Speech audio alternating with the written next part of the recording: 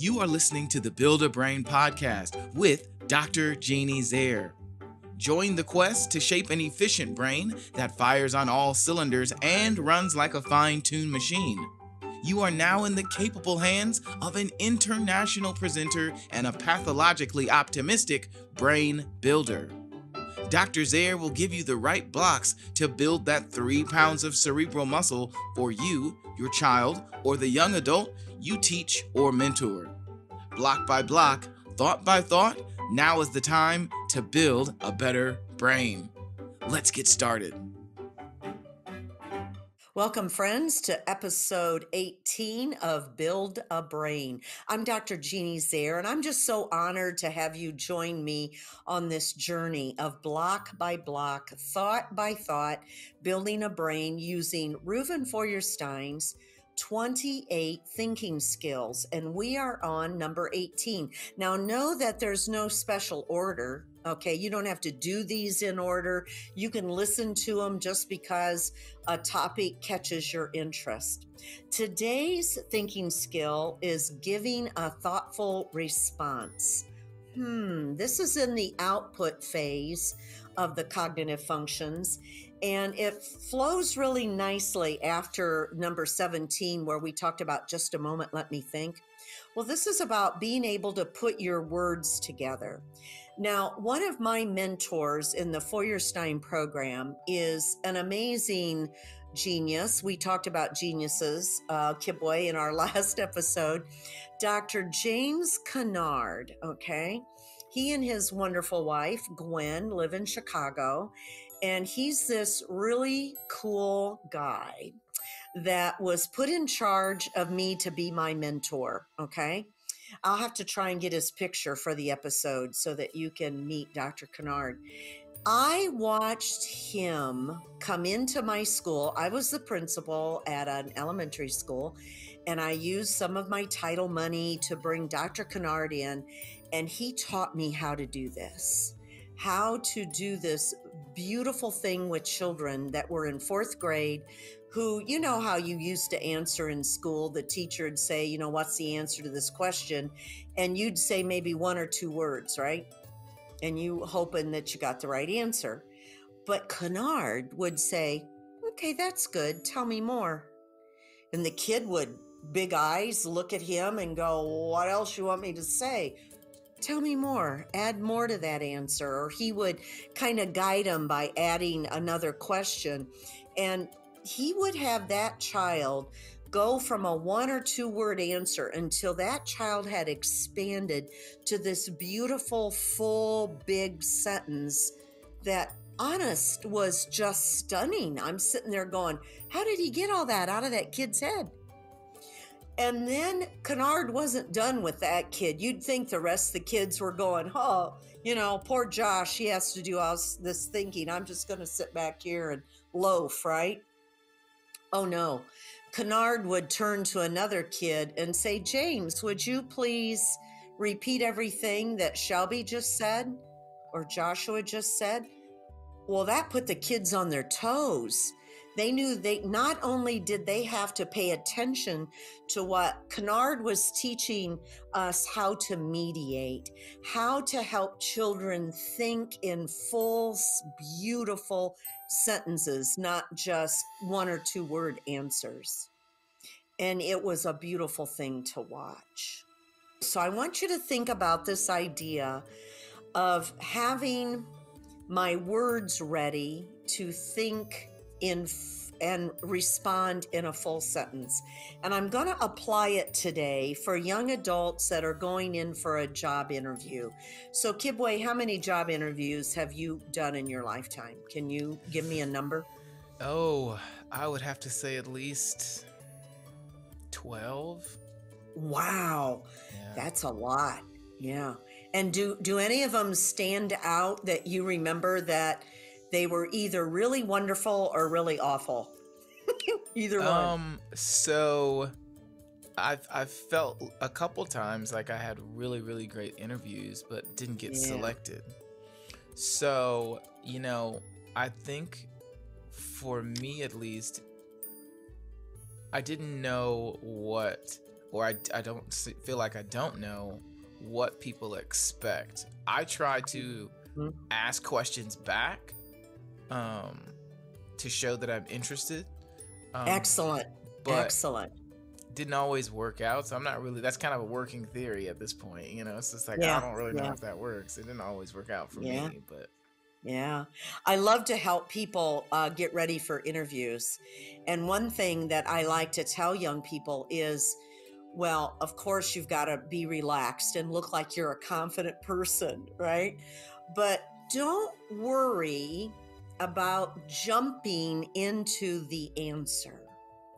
If they ask a question, pause so that the first word out of your mouth is planned, so that you've got your first 3 or 4 words ready. Even if you don't have your whole answer ready, you've got the first 2 or 3 words ready, and it will make you look confident if you actually waited instead of jumping right in and trying to answer the question, thinking again that fast looks smart.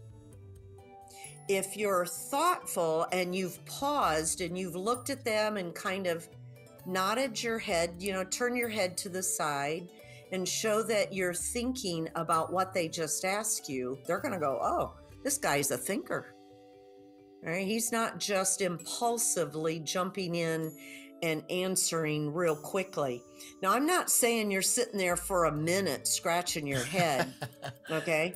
I'm saying 3 to 5 seconds of a pause lets them know that you're thinking. Does that make sense? that does make a lot of sense, actually. Yeah, to not be overzealous with your answer and to show that you're a critical listener. Yeah, yeah. And you were right on by having questions ready. You should always go into an interview and have a couple questions. For example, you want to go to this business that you're interviewing with. You want to go to their website and read the whole crazy website. Do your homework. Know the name of the CEO, though he's not going to be interviewing you. It's someone from HR, right? But know his name. Know how long the company's been in business. Know what you could bring to the company, that they maybe don't have yet. So be ready. So you're spot on with having that question ready that you're going to ask them. So you're going to have a question ready. So that's a way of being a thoughtful person with thoughtful responses, is not just that you're answering the questions, but you've got a question. So that's really cool. Glad you brought that one up. That's a really good one. Okay. Some other questions. Please think first before you answer me. So it's okay to tell somebody that you're mentoring, I've got a tough question for you, and it's okay if you take a few seconds to think. Give them time to think first. Don't make them feel rushed that they have to have an answer. So actually give them time by saying, please think first before you answer me. And then that honors and gives them time. Has there ever been a time you wish somebody would have given you that? I didn't. I think there are more times I wish I would have taken that approach of just giving myself permission to take a second and think. I think sometimes in your career and your job, your performance is based on your performance evaluations are based off speed, or based off of how quickly you would accomplish a task, or how quickly you respond to a not necessarily emergency, but a task that's unplanned. I think that's one of the things that can be very challenging about giving thoughtful responses, is when you had no idea these questions or scenarios were coming up, and so you keep encountering brand new things. And so teaching yourself to take that time rather than wait on someone to give it to you, I think is really important as well. So I just think that's all really great. It's okay to tell someone, can I get back with you tomorrow on that? That is such a good question. Now, I'm not talking about a job interview, but probably, a person that's important to you or in the workplace. And you've got to be wise about that. You got to figure out, is this a situation where you can actually do that? Some people will be very impressed that you want to put that much thought into it. And then you got to follow through and do that. Yeah. Yeah. And I think for young people, and even children as well, to be okay with saying, I need to think about that for a moment. Yeah. I need to take a second and think about that. That's a really powerful statement, because just what you said, as far as, you're unpacking something. And I think for children, that's really powerful for them as well, as adolescents and things, because your brain moves so quickly. You feel under pressure a lot to respond right away. You might be nervous, or maybe someone's talking to you that never talks to you normally, or you're sitting in front of an authority figure, or maybe you're in trouble and somebody's asking you a question about something, and you're trying to give honest answers. I think that's just a really powerful thinking tool, to be okay with saying, I would have to think about that. That's going to take a second for me to think about, or is it okay if I come back to this question? Because I want to answer it truthfully or accurately. And right now, all of it's not together yet. And I want to make sure that I give you the best answer. And you may just go home and do some research, right? Yep. Absolutely. Let's back up the boat now. We've been talking to very older kids, young adults, but now let's back up the boat and think about a 3-year-old. 2 and 3-year-olds are trying to learn language, and the only model they got are the adults that are around them. Well, think about how fast we talk. And so a very good friend of mine, a speech pathologist, taught me this, that if you want a young child to learn how to talk, you may need to slow your speech down so they can hear the words, separate the sounds, and be able to model how to put words together to express their thinking. It was revolutionary for me, because I'm a fast talker, and most of us are. And so when I'm working with a family here at the MindCap Center, and I'm listening to the parents, and they're bringing me a 4-year-old or a 5-year-old, I'll say, you know what? Something I'm going to recommend you do is that you just slow your speech down. Now, I'm not talking about dramatically, just a little bit, kind of like what I'm doing right now. If I was just having a conversation with someone, I'd probably be talking faster than I am right now on the podcast. We'll do that with a young child. When you're around them and you think they are struggling with auditory processing or how to put their words together to make sense, you model for them how to slow your speech down and put your words together a little more carefully, and they're going to be able to do it as well, because you're their role model. Wow, that's really good. Simple, isn't it? Yeah. Yeah. It makes me think about like my niece and nephew, because they're learning to speak and articulate and things like that. And I wonder, is that a problem for them? Not that they're not like developing, but just that how much easier would it be for them to communicate if people were taking time to speak a little slower to them, and to take just a little bit more intention. It really doesn't take that long; it just takes a little bit more intention. So this is a great thought exercise. This is awesome. All right, let me give you one more. I had a wonderful single mom that took training with me. She had a 4-year-old daughter at home. And when I do Feuerstein training, I am teaching you how to mediate. Mediate is asking thoughtful questions, and then you listen for the response. And she started mediating her 4-year-old. And she came back to about the second or third day of class, and she said, "Oh my word." She said, "I had no idea how much my 4-year-old knew." because she had never really listened to what her 4-year-old was saying. We tend to just bark orders and say, it's time to go. Do you have your book bag? Put your coat on. We tend to just give a lot of orders to the little kiddos.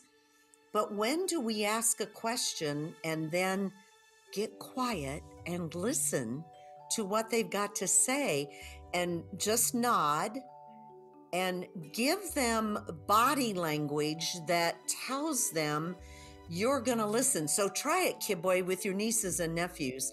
Lean in, ask a question just a fun question like, tell me what your favorite thing to do is on a snow day. Or tell me what you want for your birthday. Tell me everything about your birthday that you're looking forward to. Just some question that a 5-year-old is going to have an answer to. But then you be quiet and really listen. So this gal came back and said she was so surprised at how much her 4-year-old knew. And then she came back on another day and said it was so funny. The night before, her 4-year-old said, "Mom, are you doing that thing to me again?" She said, "Wait, you're picking my brain." Are you doing that thing to me again? I loved it. Yeah, the mother had changed so dramatically, how she was giving her daughter time to give her thoughtful answers. Think about how respectful that is. That you'll let a 2-year-old or a 10-year-old or a 25-year-old, I don't care, that you'll ask a question and actually then get quiet and listen and honor and give them time to put their words together.